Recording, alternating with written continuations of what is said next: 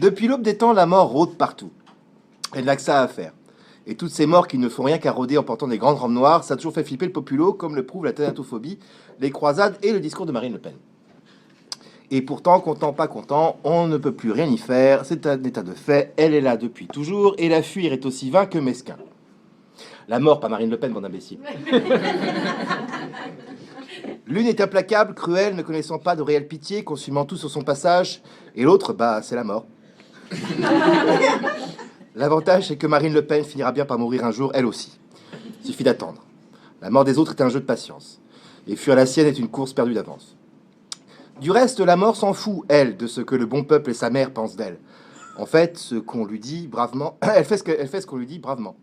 Il a été établi au commencement de toute chose que tout ce qui vit devrait mourir un jour pour renaître sous une autre forme. Et elle, bah bêtement, elle applique les consignes. Telle la bonne femme de la Sécu, qui n'en a rien à carrer que votre dossier ne soit pas conventionnel et que vous vouliez trouver une solution à vos problèmes, et si possible avant que ça ferme. Elle est là pour appliquer le règlement et partir en pause après. Et des pauses, la mort en prend tellement peu qu'elle profite de chaque instant de répit. Jamais de vacances, parce que même au bord de la mer, il faut toujours travailler. C'est la mort à la plage, aou, tcha-tcha-tcha, et les yeux sur les vieux, aou, aou. Elle emporte des ramasseurs de coquillages, aou, tcha-tcha-tcha, faire un petit tour aux cieux, aou, aou. Si vous pensez que ça laisse du temps pour parfaire son bronzage, lire le livre Françoisir du Mois tranquillement sur sa serviette, ou de trouver l'amour en boîte à Ibiza, vous vous fourrez le doigt dans l'œil. Et ça fait mal. Toujours en déplacement, la mort à la montagne, la mort à la ferme, la mort en Syrie. À part Martine et BHL, personne ne voyage autant que la mort. Et partout, on lui fait la gueule, un peu comme à BHL. Pas de réduction sur les transports, pas de notes de frais, appel à toute heure, réveil en retard, pas le temps de prendre un vrai petit-déj, jamais nulle part pour garer son cheval.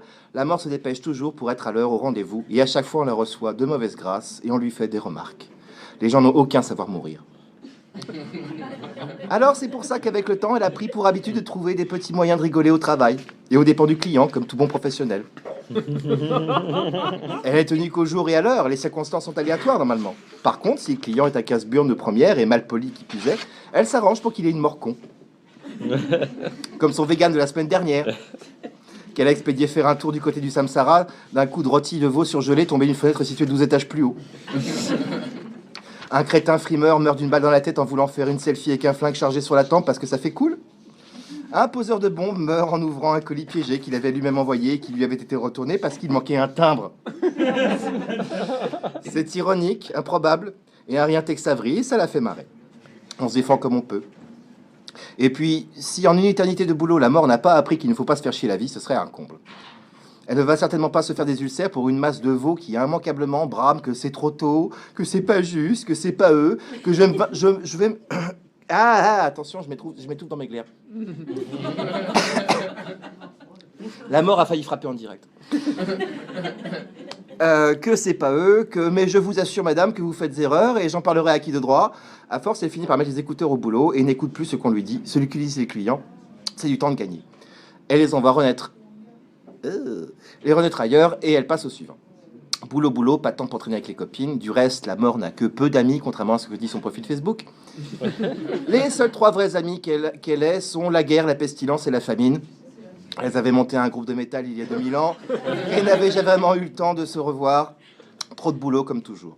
Son cheval pâle pour seul compagnon, la mort va au vent mauvais, faucher les malades de la grippe saisonnière, que tout comme les cancéreux, les grands, les petits, les princesses des étoiles et leurs mères. Tout le monde y passe, pas de dérogation, pas d'excuses, au trou.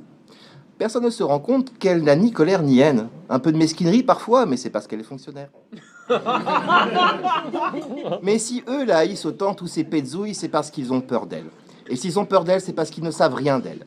C'est une équation universelle. Du racisme primaire au côté obscur, en passant par Donald Trump, on retrouve toujours la formule peur plus ignorance égale haine. S'il prenait le temps de la connaître, il saurait que la mort aime sortir, que la mort aime boire, fumer, baiser, qu'elle aime faire ce qui lui plaît, qu'on la fasse pas chier. La mort aime la vie puisqu'elle en fait partie. Pas de début sans fin, pas de merdier innommable sans porte de sortie. Elle tient la caisse, elle enregistre les codes barres, et c'est comme ça. Tant d'entre nous, pauvres petites fourmis humaines, vivons dans la peur de la mort, alors que les fourmis, pas du tout. Ce qui est ironique tout autant que risible quand on sait comme il est facile de tuer une fourmi. Mais les fourmis, la mort s'en occupe pas, c'est pas son service, c'est Michel qui fait les insectes. Elle a encore plus de boulot que la mort, c'est une horreur.